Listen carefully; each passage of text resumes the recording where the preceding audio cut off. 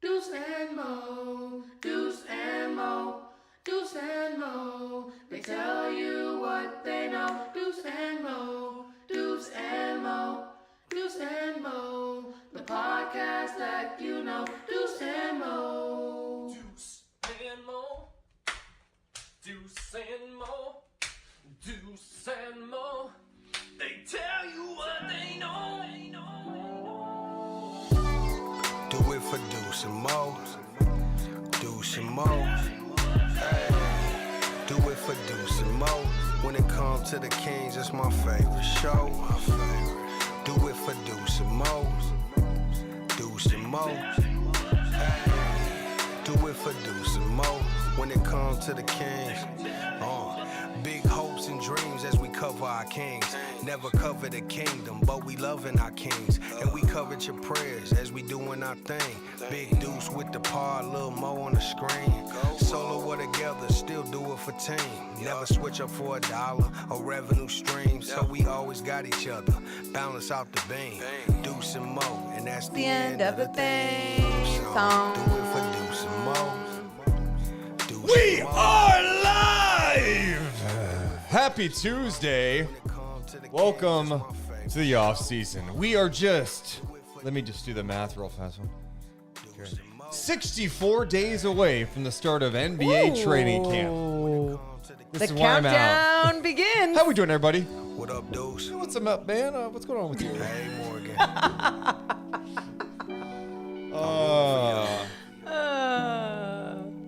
Let's go, Kings. Nin Sage says, in a world where basketball is a sport that people play, only one man and also one woman can make sense of it all. They are Deuce and Mo in theaters this July. Good improv there. You know, when you say stuff like that, it just bugs me. It's like, you act like you're surprised by these things. I am a very, very talented person. I don't understand. Anyone that has to say that they're a very talented person, It's just give me the Please. respect I deserve. I'm never complimenting you again. My God, I just thought that was a great moment. Should I be offended by that, No, chat? Go ahead and no. let me know. Should I be offended by Morgan's You know reaction? the answer. Cut this right now. No, not a hell yeah to that. No. Oh, man. Cold-blooded, Mo. Yeah. Nin Sage, I'm a very talented person. Michael Jordan, 1992. Thank you. Morgan's cackle. Oh my. Is that kind of how it sounds like? You're such a dick with my laugh. I honestly think that's so rude how you make fun of my laugh. It's a genuine, sweet, kind, music to everyone's ear laugh. You know, this officially feels like summer. This feels like we're in like summer school, right? A little bit. Yeah, it A little does. more loose. Let's go throw water balloons at people. Am I right? Good bit. Actually, that story, there's actually someone in this chat that knows that story quite well. But one year in summer school, on my way to summer school, and we'll start the podcast in a second. Story time with Deuce. Some of you may have heard this before. Yeah. It's like sophomore in high school, going to summer school, and me and my buddy, we'd carpool together, and I'd pick him up in a minivan, my mom's shitty That's minivan fine. at the time. Everyone had a minivan. And my buddy would come armed with water balloons. With water A ton of balloons. water balloons. And That's on the way to weird. school, we'd... 16, everyone. 16-year-olds. Oh, yeah, so junior. So I'd throw them. We'd throw them at people. So one day I'm sitting in summer school, and someone comes into the class, goes, hey, you need to go to the office. I'm like, what? No idea. I get pulled in the How office. would you not have any idea? I couldn't think of it. My mind was like, how this doesn't It's a add up. water balloon. It shouldn't matter. Go on. So I get there, the cops are there. The cops are at the school Damn to straight. talk to us about throwing water balloons, because apparently we threw water balloons at a kid whose parent was a cop or something too. And like, he was in a convertible. No, that was Oh, that you're was mixing up the someone story. else. That Oh, was I'm one of our victims. So then, so someone saw us throw water balloons, called, and then they got us in the office and said, that's assault with a deadly weapon. Okay. What about me and water balloons? Okay. And then they're like, hey, you need to learn a lesson here. You're being suspended 3 days. And if you get suspended, if you miss 3 days of summer school, you get kicked out. So I got kicked out of summer school. What an awful human at 16. Water balloons. You shouldn't throw water balloons at people that don't want to be a part of a water balloon fight. It's like the same thing if you lived in the snow. Snowballs? Don't just chuck them at random people. This is where you could tell there's a serious difference between me and Morgan. Uh-huh. Like, she is beyond soft, and I like to have fun as a kid. Like, hey, throw water balloons. Have you never been? While some were driving into the parking lot. Again, you're telling my story as if you know it because you're not telling it right at all. No, there was a kid walking to school, and as we were driving, we threw a water balloon. Then there was another time where we pulled up at a red light. There was a guy we knew, a classmate, in a convertible, and we threw water balloons at him. Free Deuce. Thank you. Thank you. Thank you, bad. Shout out to Bad Guy. Get out of here, Push the bad agenda. guy. All right, let's talk about that. All right, let's go ahead and start the podcast. Deuce and Mo coming down in 3, 2, 1. Hit my music. Deuce and Mo. Deuce and Mo. Deuce and Mo. They tell you what they know. Deuce and Mo. Deuce and Mo. Deuce and Mo. The podcast that you know. Hey, welcome into the Deuce and Mo podcast, presented by our friends over at NBA Top Shot. I'm Deuce Mason. That's Morgan Reagan. And Morgan, we are just 64 days away from the start of NBA training camp. I looked that up before the show because I'm like, we're to the point in NBA conversations, it just reaches a level of absurdity. Okay. I mean, I was on King's Reddit, and someone shared the link with me, too. There was one topic that said Keegan Murray is better than Michael Jordan. Hear me out. It said, hear me out. I didn't read the rest. Made a pretty good case, too. Really? Yeah.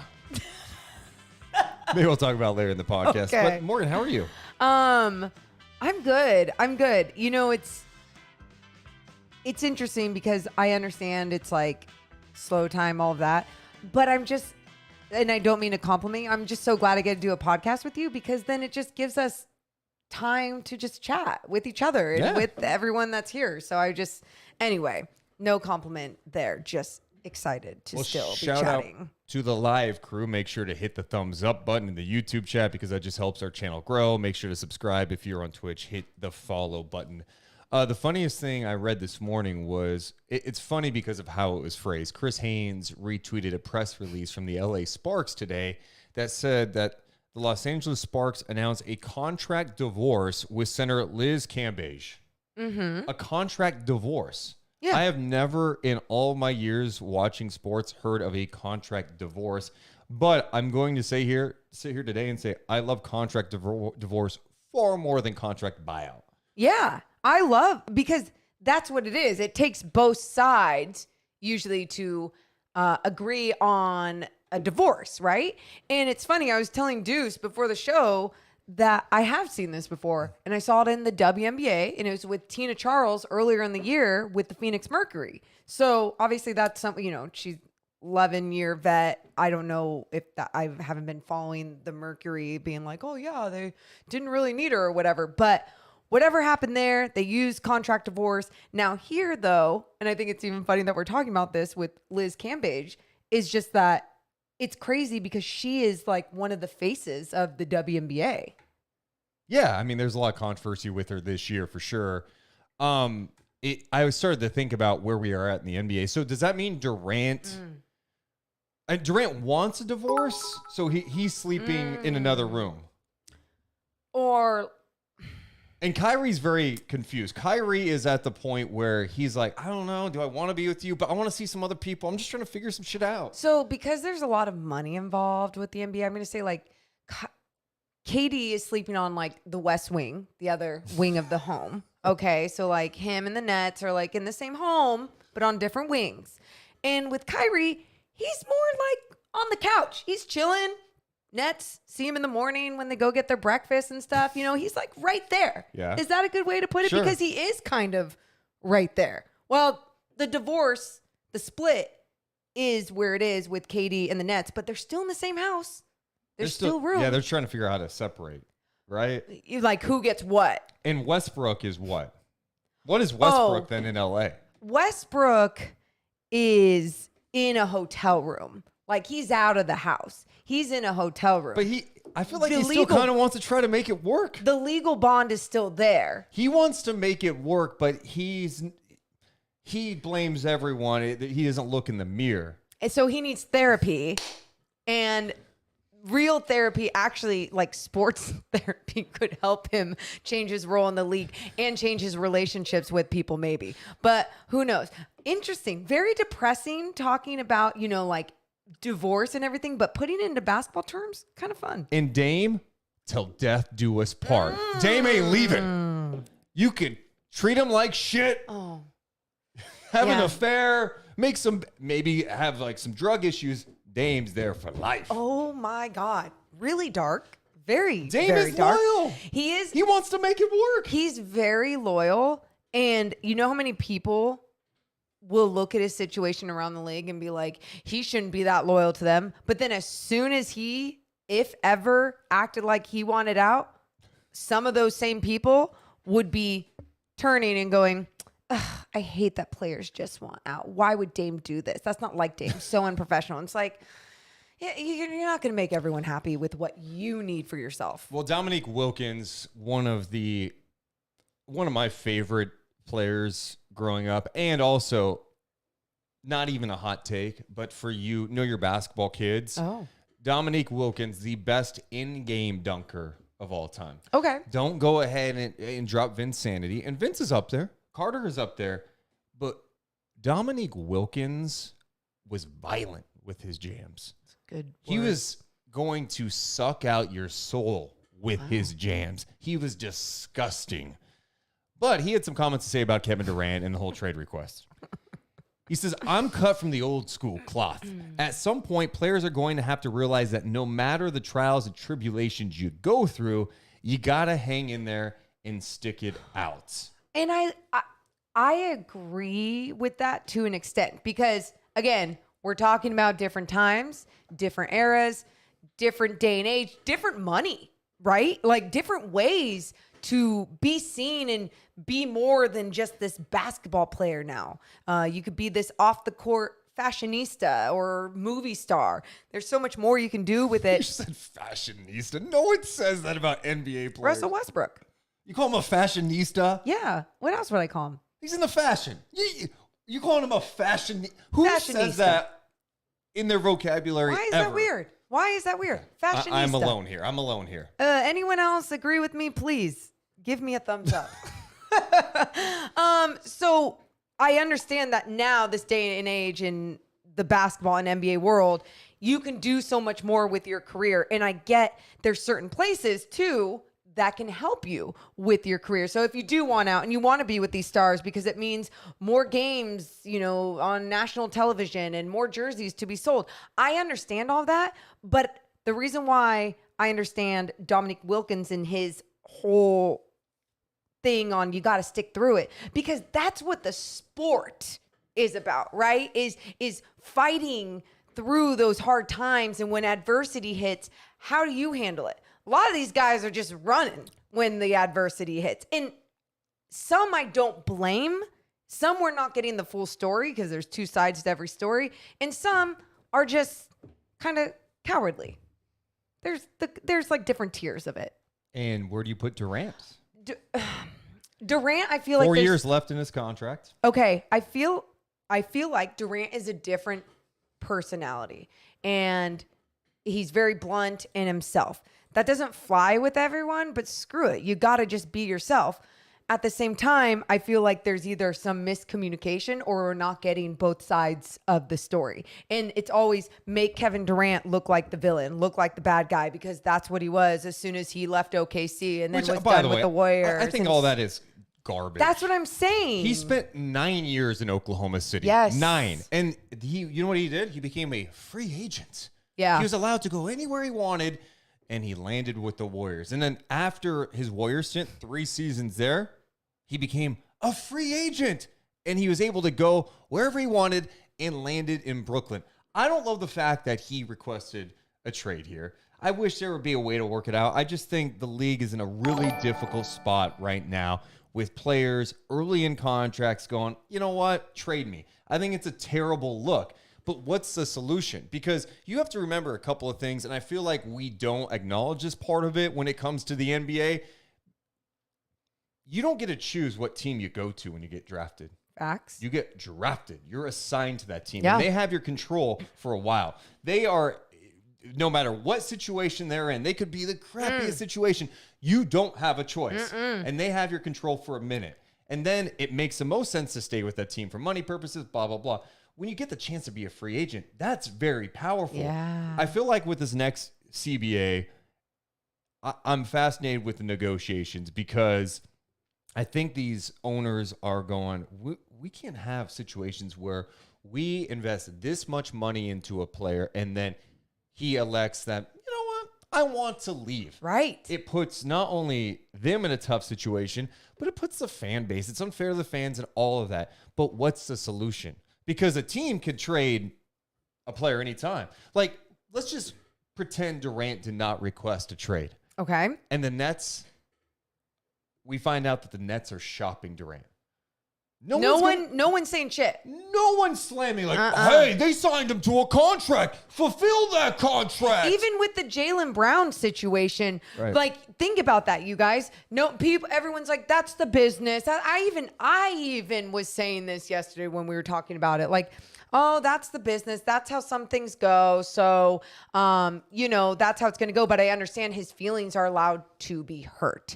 At the same time, it's weird. We have to find a balance of it. And I just think there's so much of the story is told and the narrative is told from others being like, this person's unhappy and they want out. Why are they unhappy? Sometimes the situation really isn't that bad. They just, they've been rich all their lives for such a long time. They can kind of do whatever the hell they want and ask for certain things. But then there's other situations where it's toxic and there's some awful things happening behind the scenes that is just not good for their work environment and the life that they want to live their basketball career. And they have the leverage to do it because they are a really good basketball player. So I understand that side as well. So what motivates players to stay with teams sometimes? Money, right? Okay. Yeah. You okay? I start talking, Morgan grabs her phone to text. Sorry. Did you need to send a text? No, are you I might demanding a need to trade? take that really quick, but no, you're good. Then take it and we could pause and edit. But Really? I'm trying to talk to you. I just saw, We're doing a show, right? Are we live? Are we live? sorry. Morgan grabs phone, looks, missed call, starts to text. I might have to take this. I just Go saw ahead. it. Do your thing. Do your Give me thing. 2 minutes. Are you kidding me? I'll edit this out of the audio portion. In the meantime, Jesus. Let's get to the chat. Appreciate everyone being here. Make sure to hit the thumbs up button. It helps our channel grow. Let's see here. Bag says KD didn't demand. He requested. He's not sitting out. He's not talking crap. It's not a problem. Well, I mean, it is a problem. I mean, you could go ahead and dance around demand or request. I don't think KD went to the Nets and said, you know what? I'd like to request a trade, but if you don't do it, I'm good. Like, this is not going to your work and requesting time off, and your boss is like, hey, you actually can't take time off, and you're like, okay, that's fine. No, like going there and requesting, demanding, whatever you want. He wants out. He wants to leave. Are you back? Yeah, my bad. You're good now. That was just, serious. So I had to just take it really quick. A serious call that took about 17 seconds. Wow, Correct. it must have been life altering. I'm good at telling people I'm not doing a live podcast. Okay. Yeah. Anyway, one thing that I was thinking about when it comes to the CBA in the future, we know that players can be motivated at times by money. They want to maybe sign with the current team because they can get paid the most amount of money. We just saw that with Zion, right? Like, he just got a ton of money. Right. All this stuff. He's staying in New Orleans, even though there was so much like smoke and noise that maybe he didn't want to be there. Whatever. In the moment, he signed there. He has said all the right things. He wants to be there. Could we get in a world where in the next CBA, and by the way, call me an idiot if you want. I'm just throwing this out there. Love this. Let's say that if a team elects to trade a player during his contract, that player gets paid like 20% more from the team that's trading him that year. Like, hey, you are getting a bonus. I mean, we see trade kickers, but bonus, okay? And then on the flip side, if a player demands, like, I want out, trade me, okay, we will trade you, but you are only getting paid 50% of your salary for this year. So let's just say you get paid $20 million a year. Yep. sorry, you're getting paid $10 million, and the team acquiring you still gets the cap hit of $20 million. So there's no benefit for the team getting him. It's still the cap hit, but that player does not get that money. Sorry. You demanded a trade. So there's incentive to stay, and there's incentive that if the player on the flip side gets just moved randomly after signing a deal, he gets more money, and if he demands a trade, he loses some. Did you just think of this? Thought about it this morning. This is genius. I don't know if it's genius. I feel like there's probably some like flawed thing. Absolutely. Here. There definitely is. But what I love about it, because that 50%, that's, let's even say it was only 40%, right? And it's not even the 50. But either way, that's enough for a player to think twice and to be like, no, I want to work for my money here. Now, the flaws in it. I want to work for my money here. I'm just going to be injured, or I'm just going to, this doesn't feel good, or this, like, does the relationship with the team, are there different ways where they find those loopholes, right? Is a player really going to go out of their way to be like, this isn't okay and this isn't okay? I think some people would be like, that's what Ben Simmons did. But no, I truly believe there was so much more there than what met the eye for so many of us just watching his story unfold. So I guess that's one of the flaws or the holes to your situation that you just brought up. But at the same time, when you're putting that much of a percentage on things, yes, I love it. I mean, I don't know if they could choose to sit out, then don't pay him. I mean, that's another thing Just you have add to it on play. the list. Yeah. Bad guy in the chat was just saying how Harden took $15 million less. People said he was a problem. Well, that's the weird thing with the James Harden situation in Philly, this whole perceived discount he gave the team. And technically he did for this year. But, you know, Mark Stein just wrote a piece in his Substack talking about how the league, and there's people around the league wondering if there is a wink deal that, yeah, go ahead and like take this cut, but we're going to make up for it down the road. Right. So it's, yes, the wink is, I think it's cute that we all think that James Harden is such a great soul that took a pay cut, when really they're going to find a way, because of his relationship with Daryl Morey, they're going to find a way to pay him. My question is, if I took a pay cut to go get some guys and you paid $33 million to PJ Tucker, I'm going, what? I gave you this money and you just spend it like that? Getting wild. But maybe he was in the conversations too, being like, I want that guy. That's like the dog that we need on this squad. Yeah, that's fine. You could say that, but I'm talking about financially. The contract seems outrageous. He was going to get paid that in a lot of different places that he was going to go. He was. That's what they were saying. That's what they were saying. That's probably what the Sixers were saying. No, that's what The Athletic was saying. So yeah, but who are they getting that from? It could just be the Sixers. I mean, someone else is going to pay him that. So, you know, it's not ridiculous. That's kind of the standard. Someone giving him 3 years? PJ Tucker, 3 years? He going to be old. Come on. Walter says, what if a player wants a trade because the organization is terrible? And yeah, I mean, that's the one flaw in this, right? Like, what happens if the team, the player is like, dude, this organization is a mess. I don't want to be in this situation. But it's not a flaw, because there's lots of times that normal people in their everyday lives have to still work their jobs and do things and get through the day because they have to keep medical insurance in their family, or they have to do this. They have to fight through that awful toxic bullshit. And I'm not saying you should, but let's just say after that, there was a way to request a trade if it wasn't in season, if it was in the off season. And you could give like your examples of toxic environment, all these different things. Now you're going to Judge Joe Brown. Like, what are we doing here? Then it gets complicated. That would be a great idea. I would watch NBA players going on Judge Judy. Yeah, the Durant situation is really tough for the league. And I mean, even like you were talking about with Jaylen Brown earlier, like how does that all unfold? Then you have like the flip side too, where like J.R. Smith was on Gilbert Arenas' podcast talking about Dame Lillard like rotting in Portland. So on the flip side, the Blazers have been in a situation where there's definitely been like a mixed bag, right? From the Neil Olshey days, moving on from Stotts, some of the personnel decisions, but Dame has stayed loyal. There was some talk that maybe he'd want out at some point. Well, he signed that new deal there. I want to play this clip. This is from Gilbert Arenas' podcast with J.R. Smith talking about Dame Lillard and electing to stay in Portland. No, I don't want to waste 9 years of my career sitting here, and then now I got to go chase a ring. Now you laughing at me because I'm chasing the ring. But nah, I'm not. If I can win a ring, if I can win 6 rings my first 6 years, goddamn it, I'm gonna do it. For sure. Right? That's what I feel. Like that's how I feel about Dame. Like I love Dame. I love his game. I respect him for doing what he's doing. But at the same time, it's like you just going rot in Portland, bro. Like you are unbelievable. He's 2.0. Yeah, to be honest. Literally, like go give me a bucket. So there is a J.R. Smith talking to Gilbert Arenas. You're just going to rot in Portland. Look, we spend so much time talking about, hey, Durant going to Golden State. That's terrible. I can't believe he is ring chasing like that. And then Dame kind of gets crap for being loyal and just staying in a place. Right.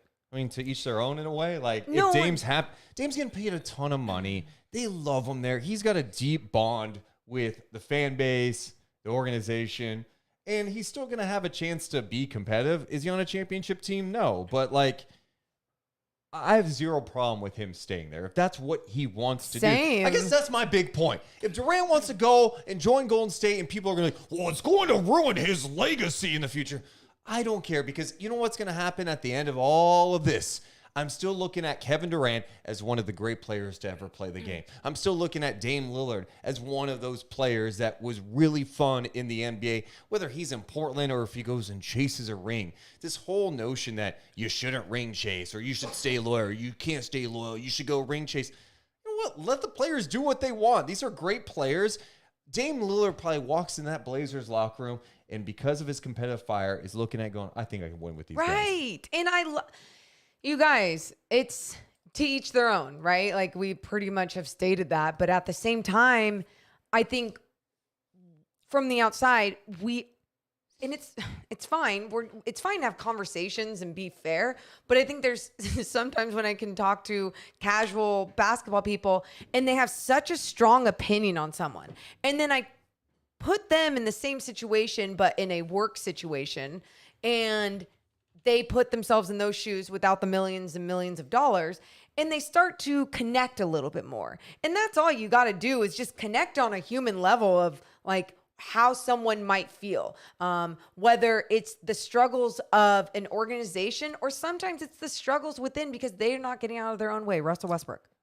Lillard, by the way, I know in the chat, Leezy was talking about this, like, oh, he could just like ask out in a couple of years. Dude, looking at how much Lillard's making is insane. What is it? 42, 45.6, 48.7, and then because of this contract extension, jumps up to 58, and then he has a player option in the 26-27 season for $63.2 million. That's so I go, insane. Yeah, I'll be loyal. That's some good money right there. Yeah. I mean, and I get it. Like he's a competitor. He wants to win. If you're the Blazers, you know, in these next 2 years, you should just be doing everything you can to make sure you're putting around the right stuff. Comment of the day nominee from Tim. Dame can go buy JR's championship ring when he auctions it. Dame has so much money. That's so messed up, but it's so true. Oh, man. Mike in the chat says, I change jobs every few years, and every time it's greener pastures. I don't blame any of these guys for going to play wherever they want for any reason. Dude, Mike. Yes. But for some reason, when it comes to NBA life, we judge the shit out of these guys. I felt like I was on an island when I was like, I have no problem with Durant going to Golden State because same. Not only, look, I want to be happy where I work. It's pretty simple. I want to be happy. Do you want to make money? Sure. But I want to be happy. I want to feel like I could do things creatively. Yes. All this stuff. Durant got to a point with being in OKC. Mm-hmm. I grew up there. Spent 9 years there. I have an option to look around. Wait, that team? Yeah. That team with Curry? I want to play with those guys. They play the right way. That'd be fun to play with. But so many people looked at it like, oh, no, he couldn't beat him, so he went to join him. Okay. That's one way of looking at it. I look at it like this guy wanted to go play and have some fun. And not only that, you look at what Steve Kerr was creating as a basketball environment, you guys. Like anyone that has played sports out there and has played at a higher level, you know that there's a certain system that might work better for your game or might make your life a little bit more fun on the basketball court. You want to have fun with your job, and that's exactly what he was trying to do in that situation. I think another one too, and a lot of people are not going to agree with me on this, mostly because of the way that he did it, but LeBron going to Miami even, right? It was like so arrogant and obviously, just everything. The like decision, the sure. decision, all of it, right? It's LeBron James, the best basketball player in the world. So I also understood the theatrics of it. Not the way I would go about things, but hey, teach their own. But at the same time, it was like he grew up in Ohio. The kid just wanted to get the hell out, go to college for a few years, and then come on back, and now he's chilling in LA. Like, isn't that every college kid's life? We got more coming up on the podcast, but we should mention that today's podcast presented by our friends over at East Sac Fitness. Look at this muscle. Dude, I am looking borderline ripped right now.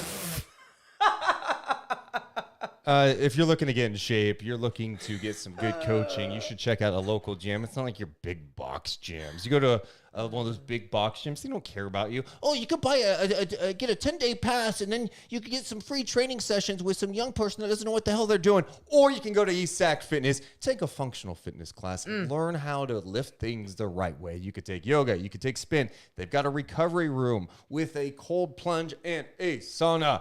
It's all at East Sac Fitness. Check out their website, eastsacfitness.com, or give them a call, 916-599-3181. Also presented today by Joey Reagan over at Lion Real Estate.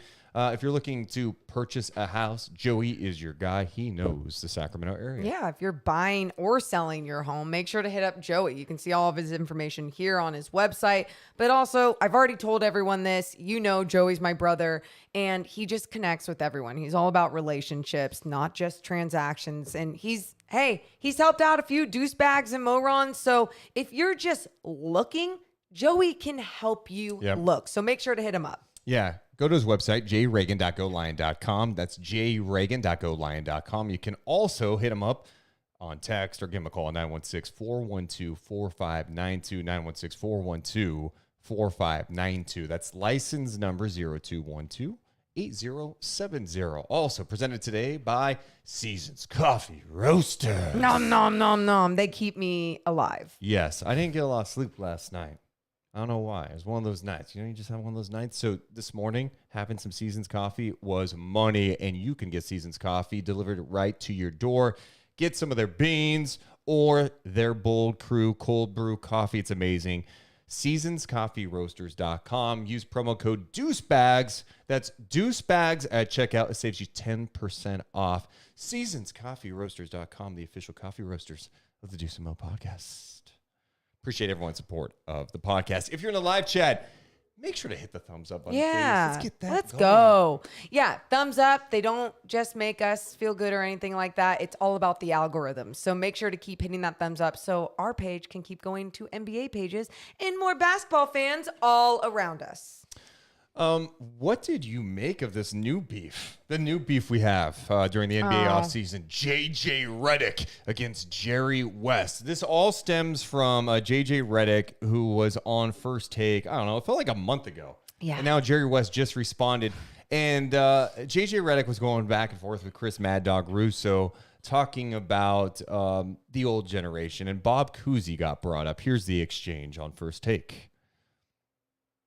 Bob Cousy in his era, but you can't compare pre-1980 with yes, you can. with the modern Yes, you NBA. can. No, you cannot.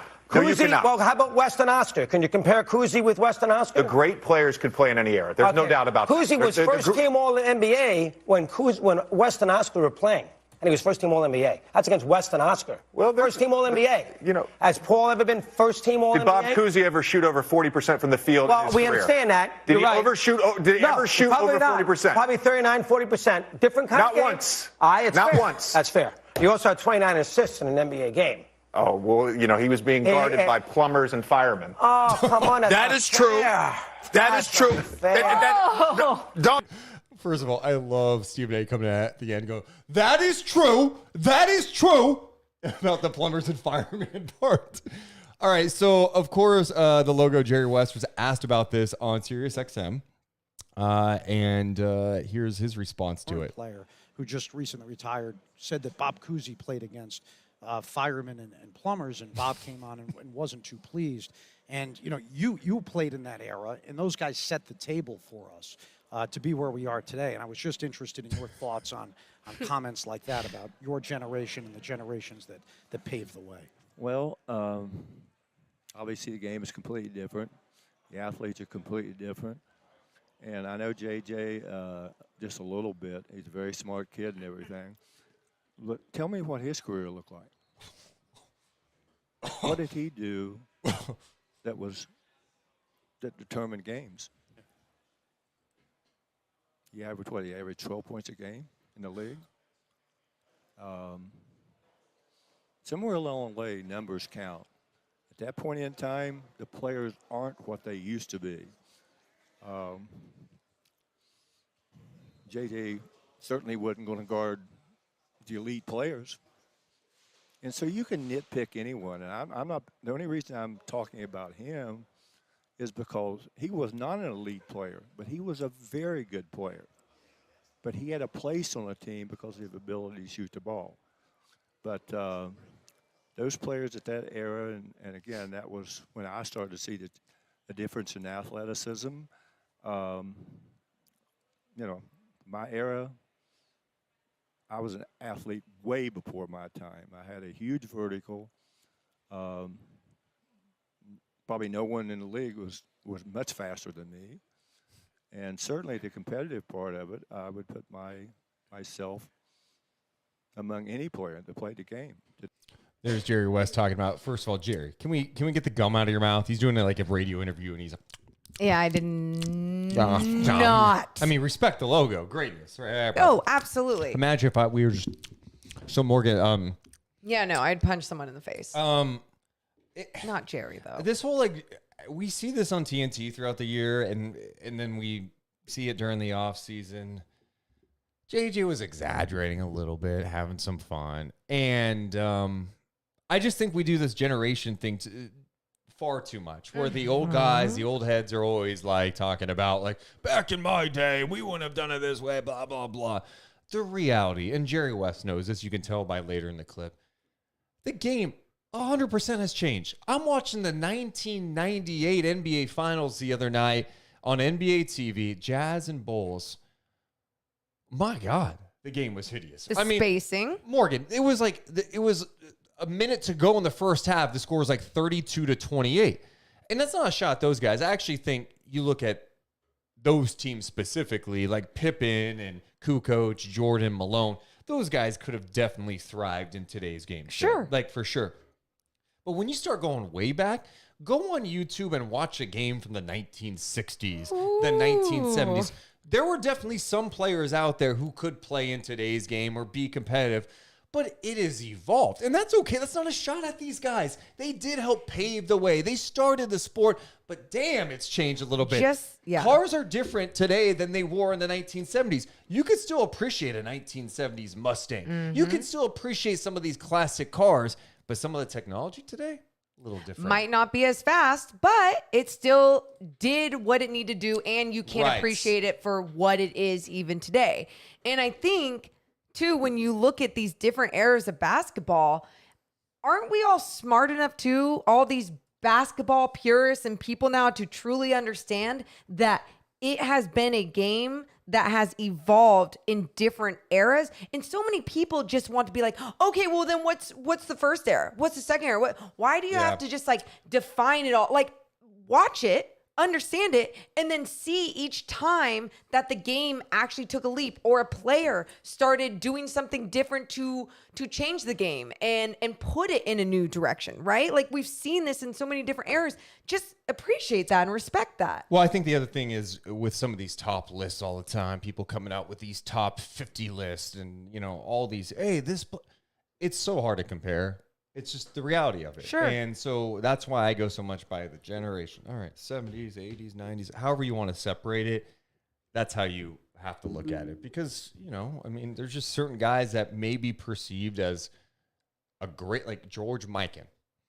Great player for his generation. You think he's doing anything in today's game? No, and that's not a shot at him. The game was just different. It's okay. That's it. That's it. It's okay. And that's why I was glad that Jerry West at the end of his toward what he was saying is like, look, JJ Redick wasn't an elite player in the league, but he was a great player. Yeah. Like, and there was, when you're being put in a certain system that is going to benefit your style of play, yes, then you're going to finish up with a good career. Not all players get to have that, and they have to do so much more, and they're on a shitty team. So yes, JJ Redick got to do that at a high level for good teams.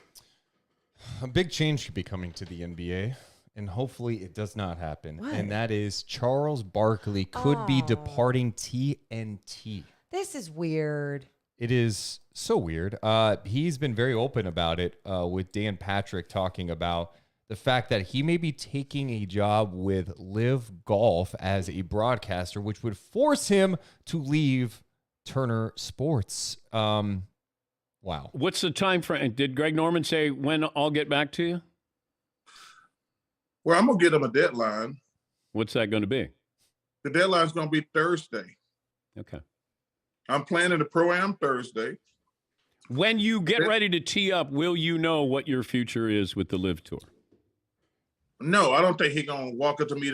I don't even know if I'm playing morning or afternoon. But at some point, we're going to talk. Okay. I'm not going to keep TNT in limbo, to be honest with you. I don't think it's fair to them.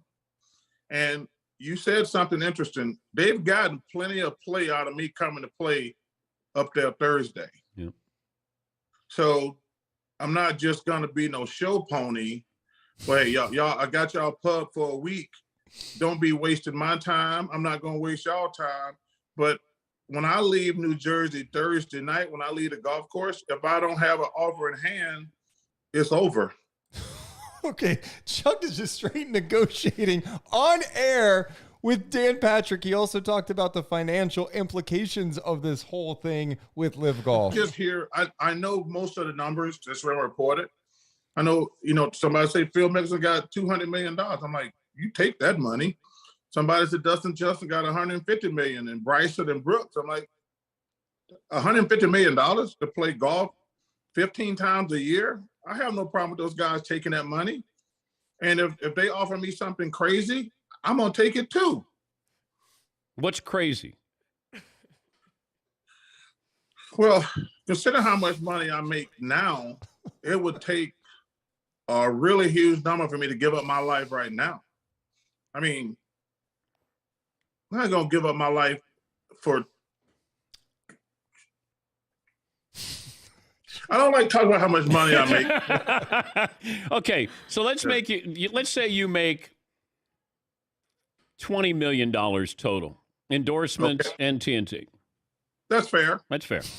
I might be a little high on that. Let's say... Well, just for the record, you're not.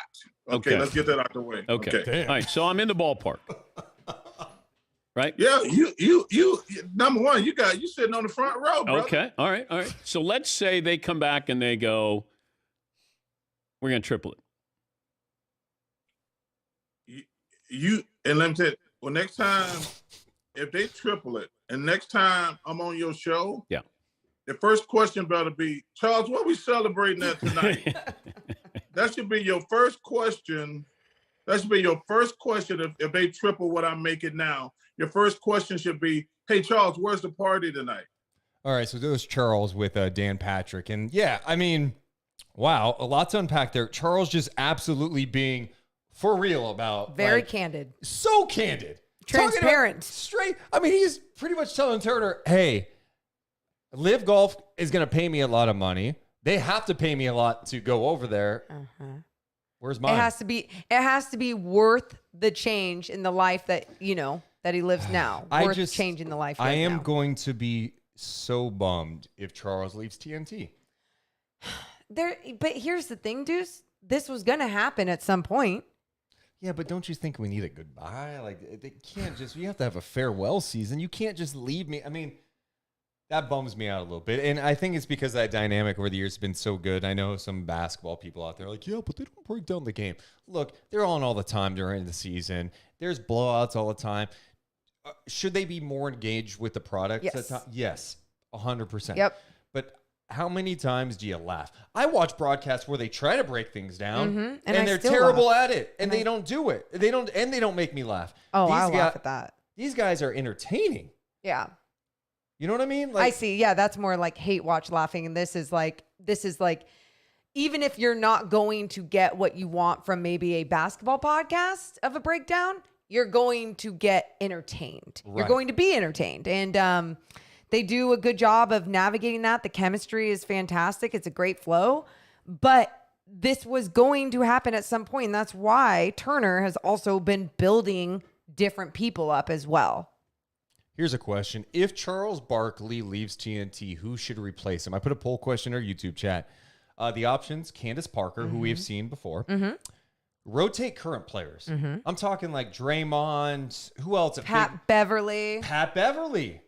Dylan Brooks. What about all the guys that are working on broadcasting in with the NBA, PA, whatever the hell that is? Boogie Cousins. Boogie, Zach Randolph, all those guys. So you're talking about some guys who Zach Randolph's not playing anymore. But so, rotate current guys.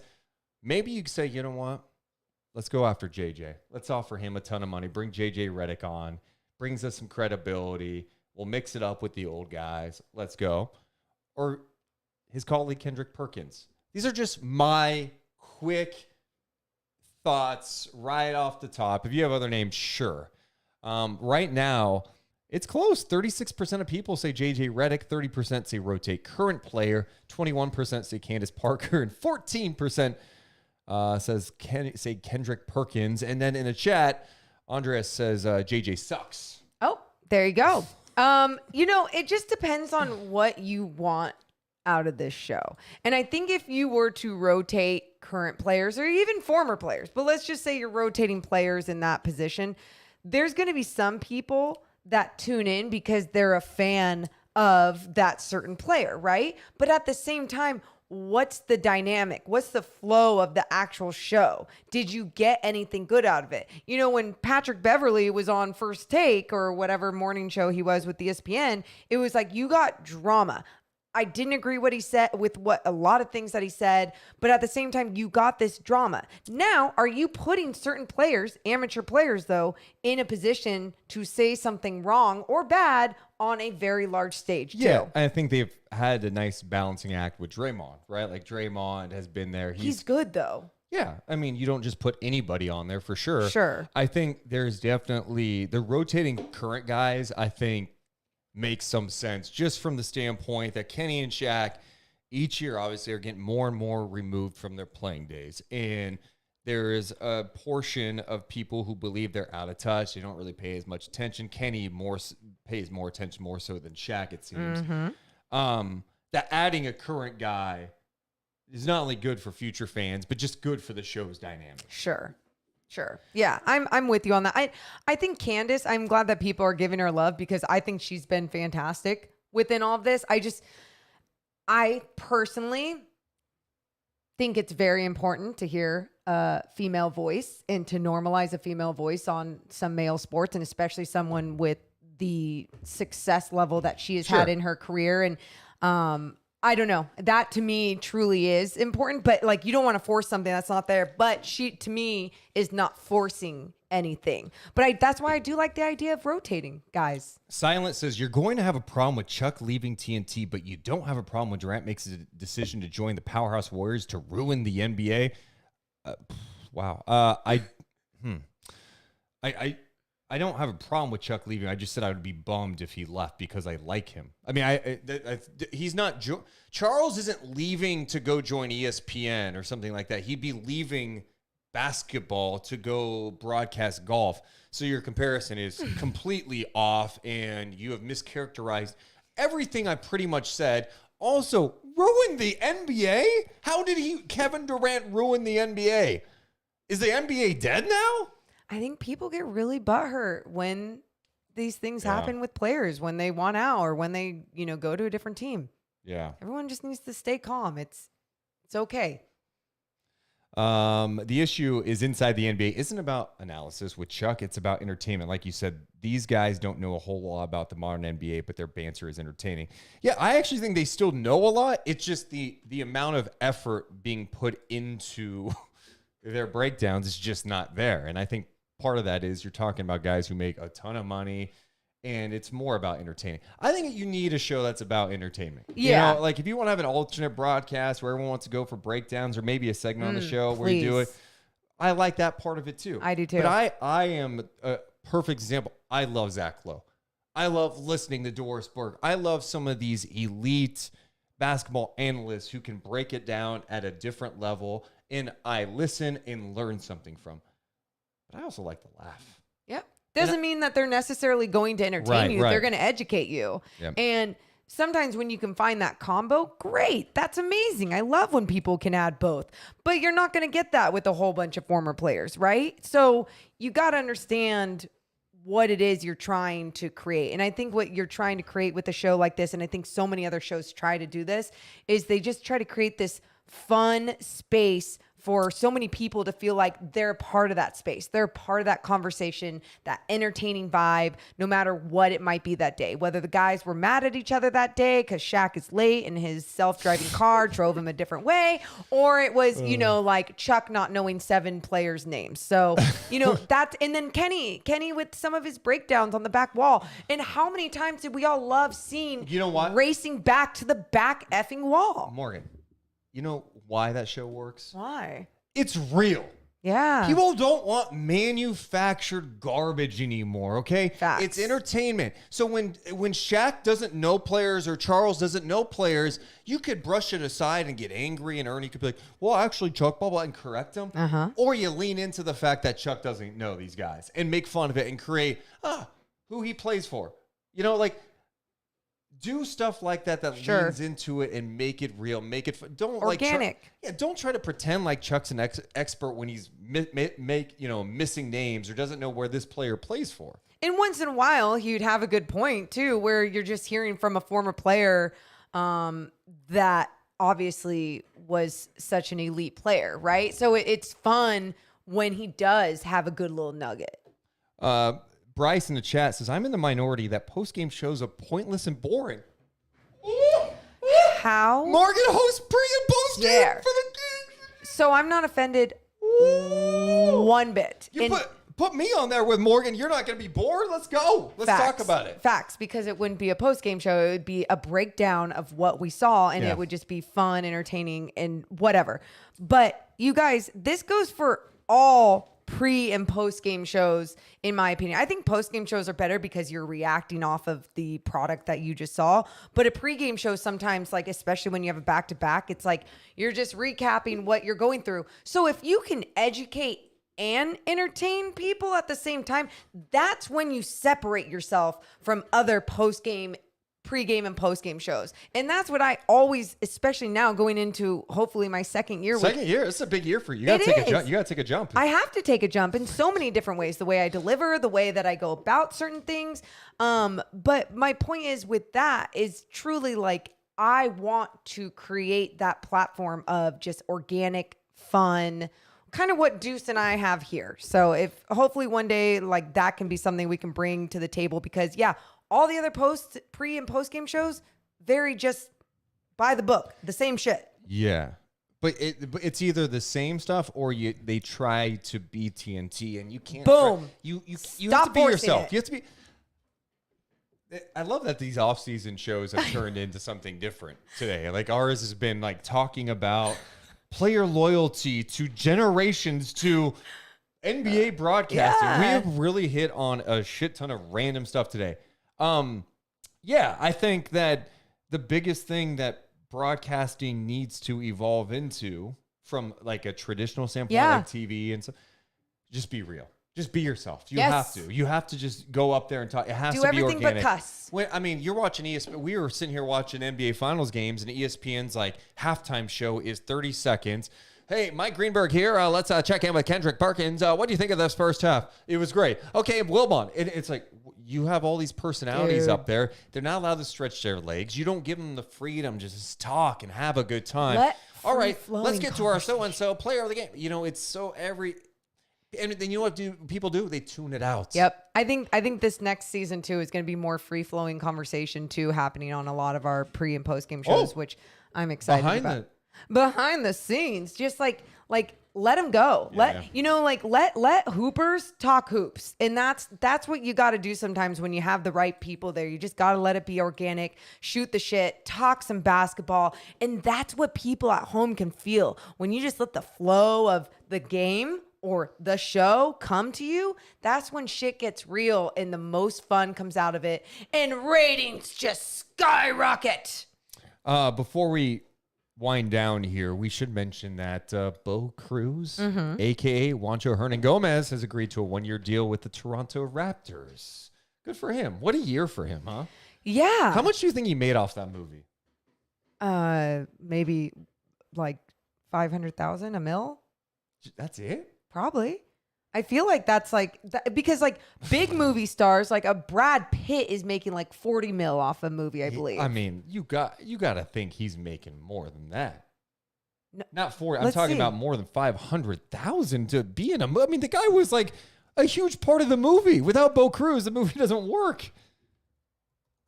I mean, but it was his first role and he had like 6 lines. I'm sorry, do not take shots at him. How much Netflix pay for Hustle? 350 million is what they paid for the movie. So I'm sure Adam Sandler made like, 40, whatever. I don't freaking know. Man. Yeah, I'm gonna figure this out though. Well, congrats to him. Yeah. Congrats to him for getting a deal with the Raptors, and I thought he was awesome in the movie Hustle. All right, that's going to do it for us on the audio side. We're going to hang out with the YouTube and Twitch people for a few minutes. We love you guys so much, but we got to go. You all have a wonderful rest of your day. See ya. Deuce and Mo, Deuce and Mo, Deuce and Mo. They tell you what they know. Deuce and Mo, Deuce and Mo, Deuce and Mo. The podcast that you know. Deuce and Mo. All right, YouTube and Twitch crowd. That's the one thing we try to do, especially in the off season. Try to keep the audio portion of the podcast like under an hour, because I don't know. Maybe we overthink it too with how long we go sometimes. But part of me is like, yeah, I don't know. Don't overthink it, bro. I'm probably overthinking it right now. But this is kind of like Scotty said. It's the after party. Kyron in the chat, appreciate him being here, saying that Bo Cruz, a.k.a. Juancho Hernan-Gomez, was paid $300,000. Okay, that makes more sense. I said 500,000. So. What a discount, man. Also, if you're in the chat, can you hit the thumbs up so we get to over 100? That would be great. Pullover says, it's the dead period. Don't got to talk about much. Yeah. I've always said there's never a dead period in sports because there's always stuff going on. But now we're so focused just on basketball and Kings that, yeah, there is kind of a dead period when it comes to stuff. I was laughing. I was on Kings Reddit yesterday. This made me laugh so hard. Hot take, Keegan Murray is better than MJ, which tells you the offseason is officially here. Hear me out. It's because I said so. Additionally, the Kings will be so good this season, we're going to win more games than we even play this season. That's how good we are. We're going to be the 0 seed, higher than the 1 seed. Keegan Murray is going to drop 500 points in his NBA debut. His presence will be so cracked that he will indirectly turn De'Aaron Fox and Sabonis into all-stars, granting them both league MVPs for the season. Murray, however, will be so elite that the NBA will have to fashion a brand new award called the Super MVP Award, which celebrates the most established and perfected player in our galactic neighborhood. Keegan Murray will discover the secret behind immortality, play for the Kings until the end of time, and therefore not allow any other franchise to win a championship ever again. Imagine MJ, LeBron, Jabbar, Kobe, Shaq, Olajuwon, all their skills pushed into one man. That man is Keegan Murray. Amazing breakdown. Beautiful in a lot of ways. Yes. Yes. Yeah, but that's peak off season. But I also, someone else posted something about how like, man, King's podcast right now, there's like nothing to talk about. And it's like, yeah, I mean, it's different. It's a different time. And I think we, take you behind the scenes. We're changing our content approach until like things get hot again. Like we're going to be End of trying some September. different things because I don't think anyone wants our podcast on like 5 days a week going, all right, Quinn Coker Dellavedova. What do we do about that third point guard? I think we can all, and also mentally, creatively, before the season comes where we're doing night chats for hours, hanging out, doing all that stuff. It's good to kind of like, all right, we'll step back a little bit, create different types of content and do that. Work smarter, not harder. Yes. So, it's been fun too, you guys, because you guys all know this and we've talked about this, but the growth has been so fun. Even over this off season, we're so excited for the regular season to start and to see where we can even take this podcast from there. Oh, so yeah. just thank you for helping us grow this even during this entire off season, especially for the Sacramento Kings. All right, let's read some comments. So Steven says, Bo Cruz was in a lead role. He made at least $2 million. No, you guys, because think about it, he's a first-time actor with only so many lines. CSSR 26. Yeah. Dead period filler question. What bobbleheads do you have behind you? Great question. Mike Bibby, Gerald Wallace, Doug Christie, Brad Miller, Doug Christie, Hunter Pence Gnome, Bobby Jackson, Peja Stojakovic, Matt Barnes, Tisha Pinachero, Peja Stojakovic, Chewbacca, and another Vlade, and a Peja Stojakovic. Give me that babushka doll. One of the best pieces of memorabilia that some people in Sacramento may have, a Peja Stojakovic babushka doll. I will have forever. Bring it back so it's not blurry. Okay. There you go. Yeah. Oh, what do we have in here? Oh, another Peja. Oh, another page. Wait, we need to bring these back. They're pretty sturdy too. Like they're like ceramic. This was a giveaway. Roundtable was a sponsor. Think about going to the Kings game and it's like, hey, big night.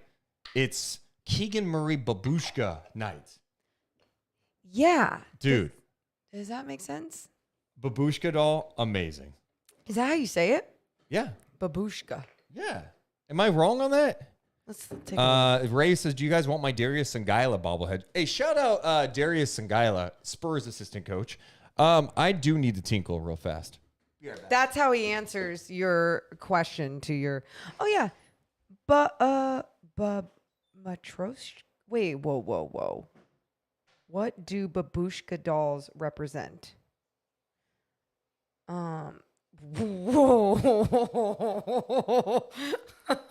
I ain't going down this rabbit hole. Oh my God. I can't even say half these things. All right. So yeah, babushka doll.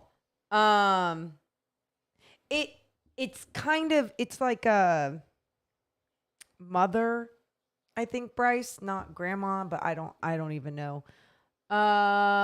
Let's see. Keegan Tiger Murray. Okay, we are getting dramatic. Yes, great question, Manny. If I actually secretly interviewed for the TNT job to take Chuck's place. Yes, I did. They're offering me $20 million. Wouldn't that be the life? Oh my God. This random woman from Sacramento Sports Media, we decided on her to fill the shoes of Charles Barkley. Nobody knows who she is, but we're going to pay her $20 million. Ugh, I would invest and save. I would have the best time with that money. Leezy, Mo, are you and Deuce still doing G League games this year? Think so. We should be. I assume. I just never, nothing's for certain in this business. But Yeah. yes, as far as we know, we are doing G League games this year. Stockton. So excited. Yep. Hopefully we both get an opportunity to do some winter showcase stuff if that's going on too. So we'll see. Hopefully Deuce Mason gets some TV touches Hopefully on he gets some NBC touches. Sports California. Oh, yeah. I mean, you should. Give me the ball. Give me the ball. Passing the ball. We will be here after every Kings game this year, though. Hell yeah. Most of them. Well, we get conflicts. I love that you look at me as if we never had a conflict last year. Remember the times where we had Stockton games the same time? And Oh, yeah. It was very few. Okay. I mean, still. But yeah, I'm not saying you're wrong, so calm down. What other memorabilia do we have behind? We have a Tony Romo golf cleat. That's actually all the picture. Damn it. Oh yeah. That Wheaties box, by the way, has Wheaties in it. Do you think how gross would that be? Very to try? gross. Don't do it. It's from when the Niners won the Super Bowl in what 95 when they beat the Chargers. It was my grandpa's. That's a really cool box too. Yeah, Dude, it's not in mint condition though. Some of these paintings back here by one of our listeners, Tim. Yeah. Just so talented, so cool. Jesse says, if Charles leaves TNT, no one will watch. I'm not trying to be rude, but that question should have that option. I mean, people are still going to watch the TNT games. I think people would give it a shot to see. It's definitely going to be different. It might not be as much must watch for basketball fans, but I mean, you're going to have it on, right? Like I am. Oh, yeah. No matter Deuce, what. do you actually like our Lord and Savior, Tony Romo? Guys. Our Lord and Savior, Tony Romo. I might be the biggest Tony Romo fan on the planet. Yes, I love Tony Romo.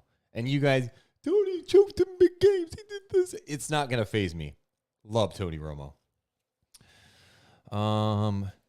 Wow. Ron says, eat a bowl of that cereal if the Kings make the playoffs this year. Could you imagine? Well, maybe that's the bet this year. If the Kings don't hit a certain win total, I open up this box of Wheaties from 1995 and eat some. Okay. Play-in is not playoffs. I got to figure that out. Okay. But here's the question. Could I die from eating that? Could I die from eating old Wheaties? Let's look it up. Can you die from eating 20-year-old? Is it 20-year-old Wheaties? Yes. Also, shout out to our guy Bryce who resubbed on Twitch. 14 months. Appreciate him. Eating expired cereal isn't necessarily dangerous. The Yeah. quality of your food, such as the taste, texture. But this is not just expired. This is like, this is not expired by like a month or two. This is expired by, 30 years. 30 years. Oh, cereal is safe to consume for 12 months past its package date. I mean, this bag is sealed. Insect, could be infesting it. Let's see. Oh, God. Could you imagine if there's bugs in there? And I don't even know. Nah, there's no bugs in there. Okay. One bite. Yeah, maybe it would be like a big spoon, like one bite thing. Does not pose as a food safety risk. If you eat a cereal after this date, it simply may not taste as good. Again, but those are like, hey, it expired in May of 2022 and it's July 26th and you want a bowl of cereal. Like, is that cool? This is, let's see if there's an expiration date. Oh. Yeah, I mean like, okay. Family accidentally buys and eats 21-year-old cereal from Walmart. Let's check out this story. Colorado family living like it was 1999 this week after they bought a box of cereal from Walmart, ate some of it, and then discovered the cereal had been expired during the last season of Seinfeld. Let's see. So it was 100% natural granola cereal from Walmart on March 5th, 2018. Okay, I'm looking at this. I think this means best if used by, it looks like that might be like August 95. Ooh. August 95. Best if used by. Okay. Well, these people survived. Can I be honest? The thought of doing this makes me kind of nosh. So that should definitely be it then. If you felt that confident, yeah, that makes me feel very nosh. Tony says, I wouldn't risk it. Patrick says, diarrhea, a quick way to lose weight. Imagine I do that and just die. What would you guys do? What would you guys do if like, hey, the Kings made the playoffs, or I was wrong, they didn't make the playoffs and I had to eat a bite of it and I died. P. Cola, just add some sugar. Senor Infermo would love to see it. And not the death part, but yeah. Oh man. All right, we got a few more minutes here. We can take some more questions or my- comments. By the way, coming up next week, we do have Trista Crick on the podcast. Oh, cool. Yeah. Okay. We'll talk off air about what time and stuff. But yeah, so we'll have that. Work on some other things too. So throughout the off season, it's not just us hanging out. We'll have some cool conversations along the way. It'll be good. Yeah. Hopefully we'll have Kevin O'Connor at some point too in August. Hoping to AOC. chit chat with him as well. Yeah, and if you have guest ideas of who we should go after, like please let us know. We'll try to go after them and get them. Get them. You guys are funny. Do you think the Kings should work out Isaiah Thomas as a third point guard? Yeah, Patrick, we actually talked about that yesterday a little bit. I like the idea of adding Isaiah Thomas as a third point guard. I just don't know, like, is that something that inspires him? You know, is that the situation he wants to be? Come back to Sacramento. Yeah, place he knows. But in all honesty, he would not be playing. Yeah. Like, who's he taking minutes from? And I think Isaiah would like to be in a position where at least he gets some run. It would only be barring injury, right? Yeah. And I mean, he even retweeted the report yesterday about the Hornets interested in IT coming back there. And he was excited about it and was like, let's run it back or whatever the hell. So, shout out to Fred who donated $10. Mo, if we don't make the playoffs, shave his legs on air. Ew. I thought it was like, don't shave my legs. I was like, I don't shave my legs for weeks at a time. I used to shave my legs in high school. Ew. A little bit. I don't know why that's ill. That but was why? like a cool thing people did in high school. Really? Yeah, I used to shave my arms and legs. Actually, I remember dating a guy that shaved his arms and legs. But no, and oh god, how many times I had to cut my shin? Oh my God. That's awful. so weird. Yeah, that's why, like, ladies, let it grow. Dean says, Deuce and Mo, I found that 51-point game against the Kings where Nocioni guarded and so did Garcia. I know exactly what game you're talking about. You didn't mention the fact it was LeBron, but yes, LeBron dropped 51 in Sacramento. I was here. Mike wants to know, do you have a signature call when doing the G League games? I don't. I try to be organic with it. I don't know. Yeah, I forget. I thought there was I one. come up with some, but There's some that I really like. Like, I forget you would call the basket something else or something that I really liked. What? Yeah. Like Doris always calls the basket cup. Like that's her thing. It's always cup. But that's her analyzing, obviously not making a call. But yeah, you don't have something specific yet. Oh, people are submitting guest ideas. Okay. Oh. Thank you. Yeah, I like it. I like them a lot. Someone mentioning Rondo. Yeah, same thing. Does Rondo want to do that?